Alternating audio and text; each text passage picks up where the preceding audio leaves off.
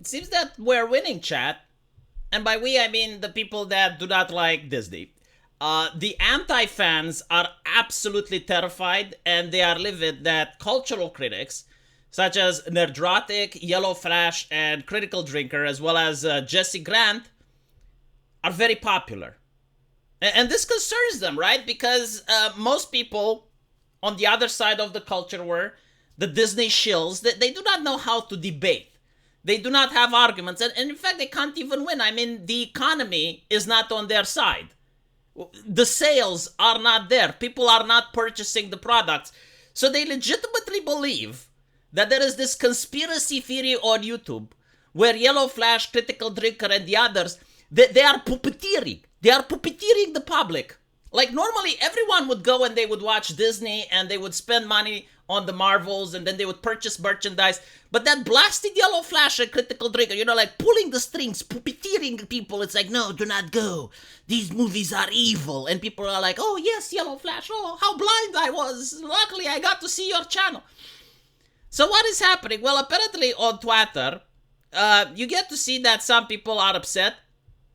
And they're saying like, why are these two videos in my top 10 search results? I mean, there's two reasons for it. The first reason is that they are popular. The market decides. I know democracy is so horrible and we would wish to live in a world where we have authoritarianism and thought police and literally everybody on the planet thought the same. But unfortunately, people get to pick and choose what they want to watch. Some people want to read IGN, other people go and read on Kotaku, and some other people watch YouTube videos. And it appears that what Critical Drinker, Yellow Flash, and the others are saying resonates with the public far more than what IGN is saying. Right? The shill media, which has been exposed several times of spreading harmful lies and dangerous misinformation, doesn't really resonate with the public. It is harmful lies and dangerous misinformation. Many times I have seen IGN suggest a movie to me, and I went there, I paid my $50 at the time, it was a lot more cheaper. I paid my $50 and I felt robbed. How was that not harmful and dangerous?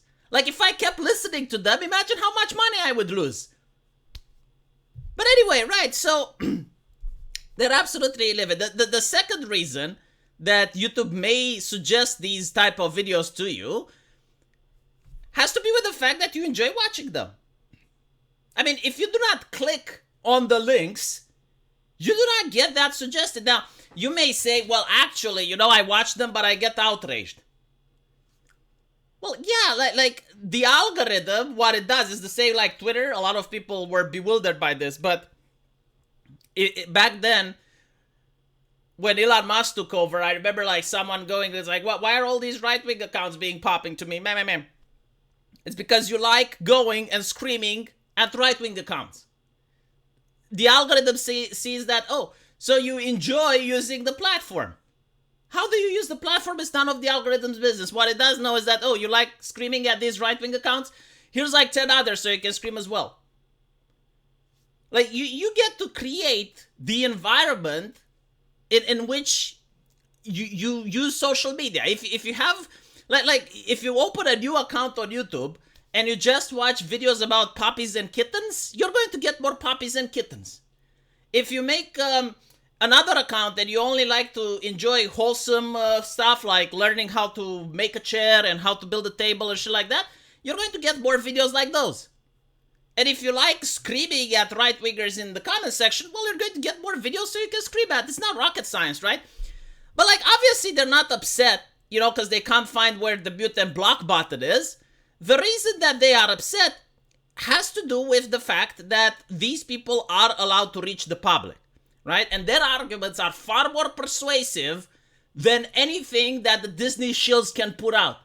And this is what terrifies them. And of course, YouTube gives these responses, which I do think they're kind of standard. They're kind of like bots, but I genuinely don't know. Like, they are concerning, let me put it like this, right? So first of all, YouTube tells you that, hey, there's a block button, by the way. Like, unironically, there is. Like, no one forces. I know it's difficult. Yes, like you have to move the mouse. But if the content bothers you that much, surely you can block it. But I know that it's not that you're lazy, because if you can have time to go on Twitter and whine about it, surely you could have blocked the video.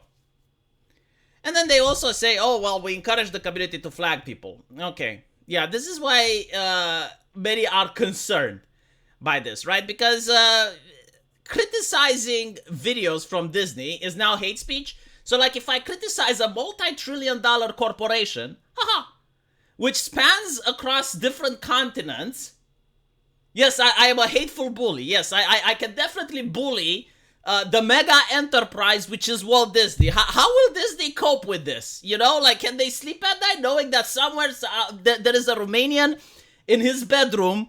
Yes, they must be quaking in fear that some troll in a basement is screaming at a microphone about the fact that women in Marvel don't have any sensuality left. And America is becoming a puritanical hellscape where most of their entertainment is collapsing. Stuff that I grew up with and would prefer if it didn't end up the way it did. Yeah, like clearly Disney is shivering in fear. I will tell you something, alright? Like if there's any of these people that are doing the reportings and stuff, if they're listening to me, even if you get them off YouTube, you will not change the fact that these movies are shit. They are absolute shite. The culture that you supported does not stand up to the market. People do not want to buy these things.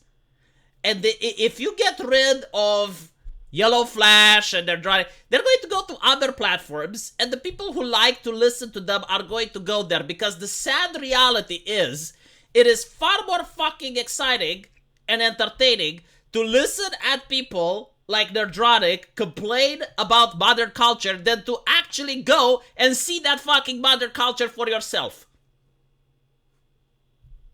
It is also interesting how, like, all of this brigading is happening exactly with the release of the Marvels, isn't it? Fascinating how that happens to be. Like a targeted attack on YouTubers, literally, when the Marvels is coming out. I'm sure it's just coincidental. I'm sure that, it's just like all of a sudden, all these people, out of nowhere, just found it offensive. Like, up until now, it was fine, but, like, all of a sudden, they realized, hold on a little bit, these YouTubers are very offensive. But yeah, no, it did encourage a brigading campaign, which, again, like the Team YouTube account has suggested that people should flag videos, so now there are many people doing so. But as you can see here, there are other individuals that are asking for accountability for people that falsely flag videos. And YouTube is saying, to clarify, we look into misuse of our tools and web forms to prevent abuse and take action once the violations are confirmed. I think that these are standard responses, to be honest. I genuinely think so. I do not think that there is actually a person behind Team YouTube most of the time, but who knows? I mean, we do live in the age of AI, so it is possible that it's a chatbot. It is also possible that there may actually be people behind the account. Let me know what you guys think, though, and as usual, I will see you in the comment section. Take care.